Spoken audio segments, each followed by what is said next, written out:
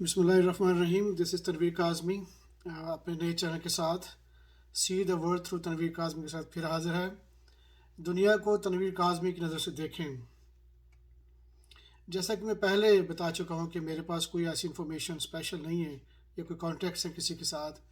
मेरी जो जायज़ा है किसी भी दुनिया की ख़बरों पे वो मेरा ज़ाती है और उसकी बुनियाद जो सोशल मीडिया है या अखबारें हैं या ख़बरें हैं। तो अगर मैं कोई गलती करता हूँ तो प्लीज़ मुझे करेक्ट कीजिएगा, ठीक कीजिएगा और या माफ़ कर दीजिएगा। तो आज का जो मेरे तबसरे का बड़ा ज़रूरी था कि मैं बोलूँ वो था रशिया रूस की और यूक्रेन की जो जंग चल रही है।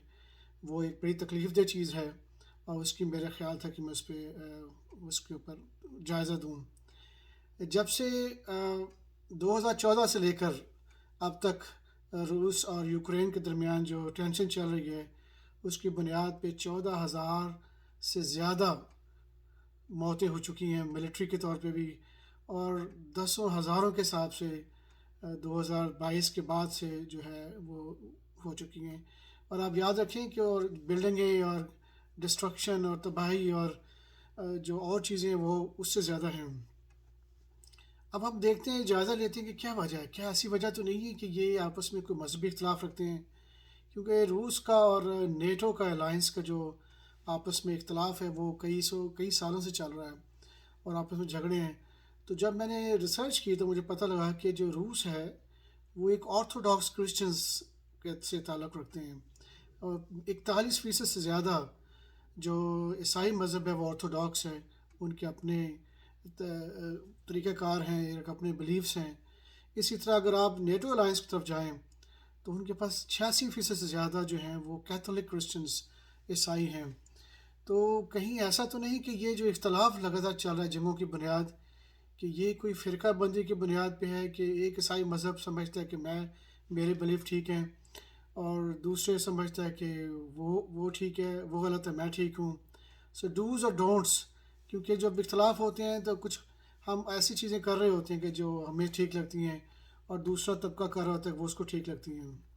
जैसे कि अभी मैं सुन रहा था प्यूटन जो सदर हैं, सदर रूस के, उन्होंने जब अपना स्पीच दी है तो उसमें उन्होंने काफ़ी हद तक तनकीद का निशाना बनाया नेटो अलायंस को और यूएसए को भी और बाकी लोगों को भी, यूरोप के काफ़ी मुल्कों को, कि ये कुछ चीज़ें वो करते हैं जो बाइबल में या ईसाईयत मज़हब में ठीक नहीं है, तो इन्होंने इसको फ्रीडम दिया हुआ है।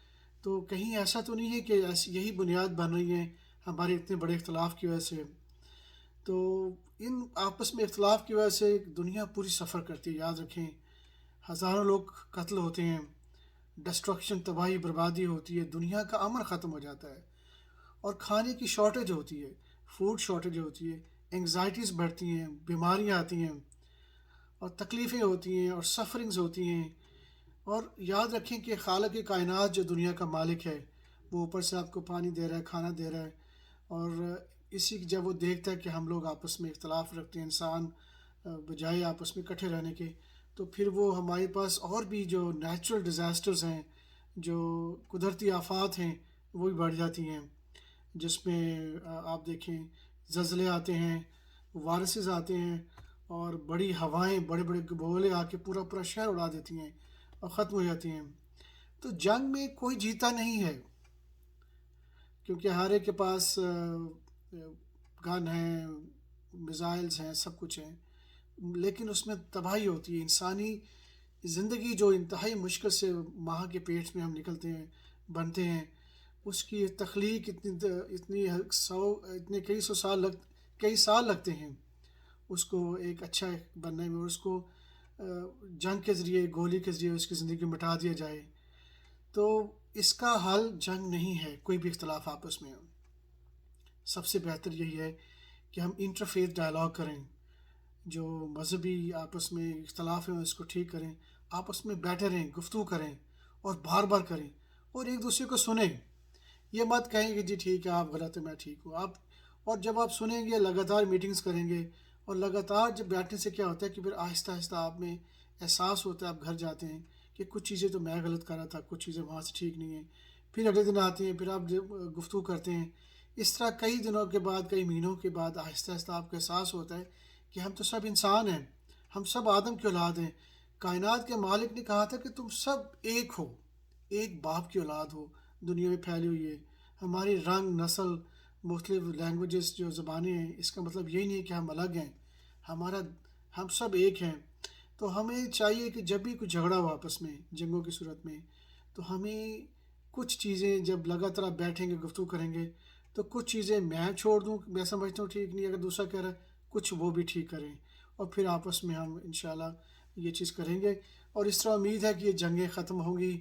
بہت سے سال جب سے آپ دنیا میں بنی ہے، ہم ایک دوسرے کو چھوٹے چھوٹے اختلاف کی بنیاد پہ زندگی کا امن ختم کر رہے ہیں، اور بہت تکلیف میں ہیں۔ تو امید ہے کہ انشاءاللہ یہ چیز ٹھیک ہو جائے گی، اور بیٹھ کے آپس کے اختلاف حل کریں گے۔ تو میرا خیال تھا کہ میں اس کی بنیاد پہ کروں، تو اس کا انشاءاللہ آپ کو پھر دوبارہ میں حاضر ہوں گا۔ تو آپ مجھے بتائیے گا اگر میں نے کوئی مسٹیک کی ہے، تو میری کوشش یہ ہے کہ میں اپنے مشاہدے کے لحاظ سے کچھ کمنٹس دوں۔ اوکے جی، اللہ حافظ، ٹیک کیئر، بائے۔